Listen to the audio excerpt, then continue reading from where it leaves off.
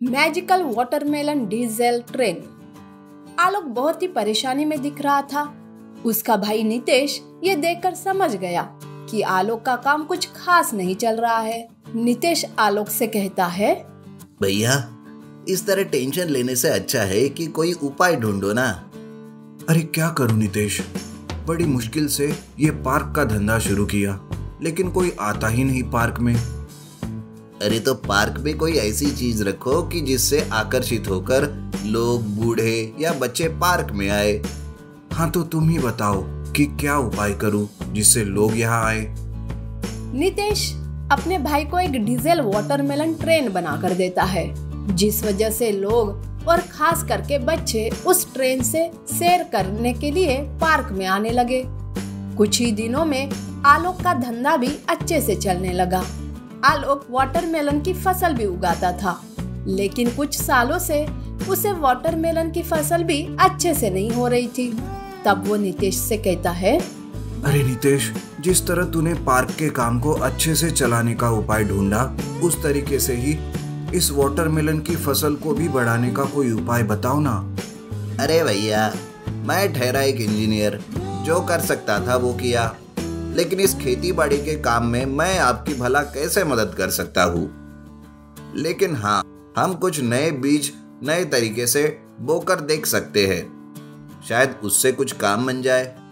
आलोक शहर से वाटरमेलन की महंगी वाली बीज लेकर आता है और उसे अपने खेत में डालता है। उसे अच्छे से उपजाता है, पानी और खाद से सींचता है, लेकिन फिर भी वाटरमेलन की फसल अच्छी नहीं आती। ये देखकर दोनों भाई बहुत परेशान होते हैं। तभी गांव में एक साधु महाराज आते हैं और वो खेत के पास से जाते हुए उन्हें एकदम से चक्कर आने लगती है और वो नीचे गिर जाते हैं। तब नितेश और आलोक साधु महाराज के पास जाकर उनकी मदद करते हैं। तब आलोक कहता है, अरे महाराज जी, आप ठीक तो है? कहीं आपको चोट तो नहीं लगी? नहीं बेटा, मैं ठीक हूँ। काफी देर से कुछ खाया पिया नहीं ना, इसलिए शायद चक्कर आया है। नितेश तुरंत खेत में लगा एक वाटरमेलन तोड़ कर लाता है और साधु महाराज को खाने के लिए देता है। साधु महाराज ठंडा ठंडा मीठा मीठा वाटरमेलन खाकर बहुत संतुष्ट हो जाते हैं और आलोक और नितेश से कहते हैं, तुम्हारा बहुत बहुत शुक्रिया बच्चों, मुझ बूढ़े की मदद की तुमने। अरे नहीं नहीं महाराज, आपको शुक्रिया कहने की जरूरत नहीं। ये तो हमारा भाग्य है कि आज आपकी सेवा करने का हमें मौका मिला। और बताइए महाराज, क्या सेवा करूं मैं आपकी? नहीं बच्चों, तुम दोनों ने मुझ बूढ़े की काफी मदद की, अब मेरी बारी है। तुम ही बोलो, मैं तुम लोगों की क्या मदद कर सकता हूँ? हमारी मदद तो आप भी नहीं कर सकते महाराज जी, क्योंकि ये हमारी खेती से जुड़ी है। हमारी वाटरमेलन की फसल ही अच्छी नहीं हो रही है। अच्छा, तो ये बात है, लेकिन मैं तुम दोनों की मदद कर सकता हूँ। लाओ, वाटरमेलन के कुछ बीज लाकर मुझे दो। नितेश महाराज को वाटरमेलन के कुछ बीज लाकर देता है। महाराज उसे लेकर उन बीजों पर कुछ मंत्र बुदबुदाते हैं और थोड़ी देर के बाद वापस उसे आलोक के हाथ में देकर कहते हैं, ये लो बच्चों, मैंने इन वाटरमेलन के बीजों पर अपना खास मंत्र भारित किया है। अब तुम्हारे वाटरमेलन की खेती अच्छी होगी। जाओ और इसे खेत में डाल दो। ऐसा कहकर महाराज वहाँ से चले जाते हैं और नितेश तुरंत ही उन सारे बीजों को वापस खेत में डालता है और दोनों भाई घर चले जाते हैं। कुछ ही दिनों में उनका खेत हरी भरी वाटरमेलन से खिल उठता है। लेकिन उसी गांव में प्रदीप नाम का एक आदमी रहता है, जिसके पास पूरे गांव में एक अकेला ट्रैक्टर होता है। गांव के लोग उसी के ट्रैक्टर से कुछ भी लाना ले जाना करते थे। आलोक भी फसल बाजार ले जाने के लिए उसी से बात करता है। तब प्रदीप कहता है, अरे वाह आलोक, तेरी फसल तो बड़ी अच्छी हुई है इस बार। आखिर क्या जादू चलाया, जरा हमें भी बताओ। हाँ, जादू तो चलाया है, लेकिन मेहनत का। और क्या करेंगे? मुझे अब तुम्हारे ट्रैक्टर की जरूरत है इस वाटरमेलन को बाजार ले जाने के लिए। तब प्रदीप आलोक की फसल देखकर लालच में आता है और उस ट्रैक्टर का किराया दुगना बताता है। नितेश ये सुनकर कहता है, अरे वाह भाई वाह, तूने तो लूट मचा रखी है। तुम तो अब रहने ही दो, हम कुछ और बंदोबस्त कर लेंगे। ये सुनकर प्रदीप वहाँ से गुस्से से चला जाता है और इधर आलोक वाटरमेलन की फसल बाजार कैसे ले जाए इस चिंता में डूबा होता है। अरे ये क्या किया नितेश, थोड़े ज्यादा रुपए देते तो काम हो जाता ना, अब क्या करेंगे? अरे तुम चिंता मत करो भाई, कुछ तो कर ही लेंगे।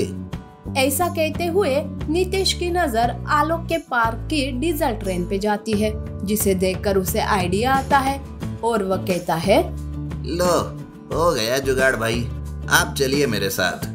नितेश जल्दी से पार्क की वाटरमेलन डीजल ट्रेन को वहाँ से निकालकर उसके लोहे के चक्के बदलकर रबर के चक्के लगाता है, जिससे वो रोड पर चल सके और सारी वाटरमेलन की फसल उस ट्रेन में रखकर उसे बाजार चलाते हुए ले जाता है।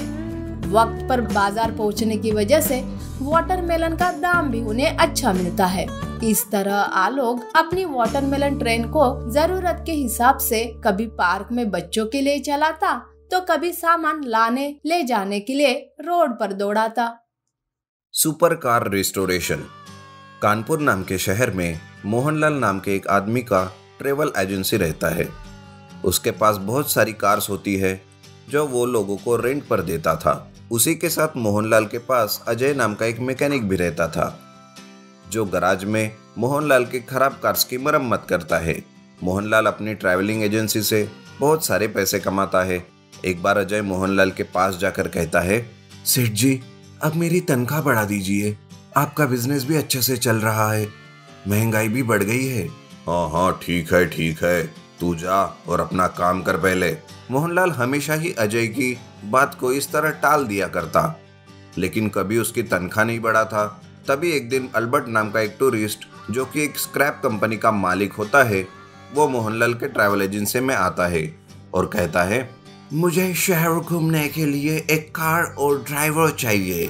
जी हाँ, मेरा एक बहुत ही अच्छा ड्राइवर है अजय, वो आपको शहर घुमाएगा। अजय अल्बर्ट को पूरा शहर घुमाता है और कभी अगर कार खराब हो जाती थी तो अजय ही उसे झट से ठीक कर देता था। वो अल्बर्ट से बहुत अच्छे से भी बात करता है, जिस वजह से अल्बर्ट को अजय का काम और स्वभाव बहुत पसंद आता है। वो अजय से कहता है, अरे सुनो अजय, तुम मेरे पास काम क्यों नहीं करते? मैं तुम्हें बहुत अच्छी पगार दूंगा।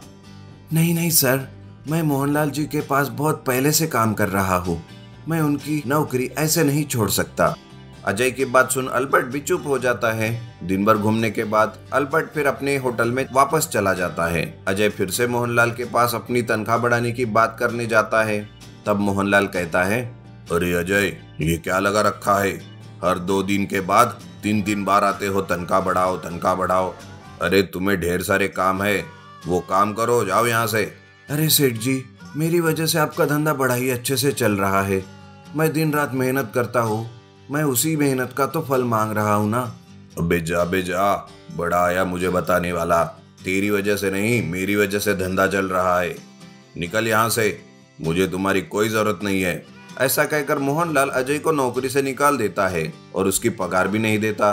अजय सोचता है, चलो ठीक है, लग नहीं रहा था कि मोहनलाल मेरी तनख्वाह बढ़ाने वाला था, लेकिन अब मैं क्या करूं, कुछ काम तो करना ही पड़ेगा। वो ऐसा सोच ही रहा था कि एकदम से उसे अल्बर्ट की याद आती है और वो उसके होटल में जाकर उससे मिलता है।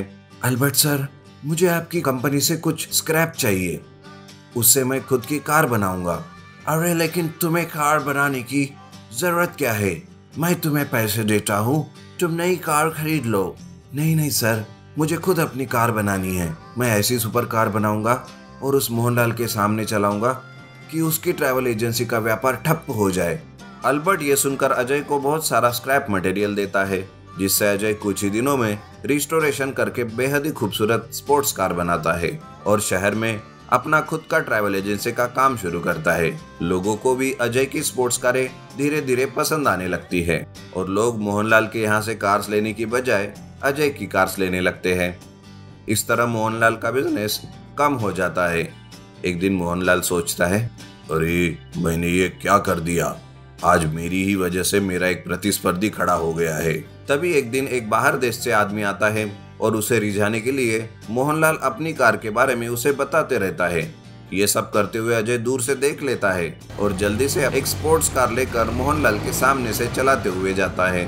वो आदमी अजय की कार की तरफ देखते ही रहता है और उसे रोककर उसके कार के किराए के बारे में पूछता है और अजय उसे वो कार दे देता है। मोहनलाल कहता है, वाह अजय, तुम जीत गए। मुझे माफ कर दे यार, मेरी ही गलती की वजह से मैं सजा भुगत रहा हूँ। नहीं नहीं सेठ जी, ये तो होना ही था। आज मैं हूँ, कल कोई और होगा, परसों कोई और। इसके लिए खुद को जिम्मेदार मत ठहराइए। ऐसा कहकर अजय वहां से चला जाता है और कुछ ही दिनों में मोहनलाल की एजेंसी पूरी तरह बंद हो जाती है।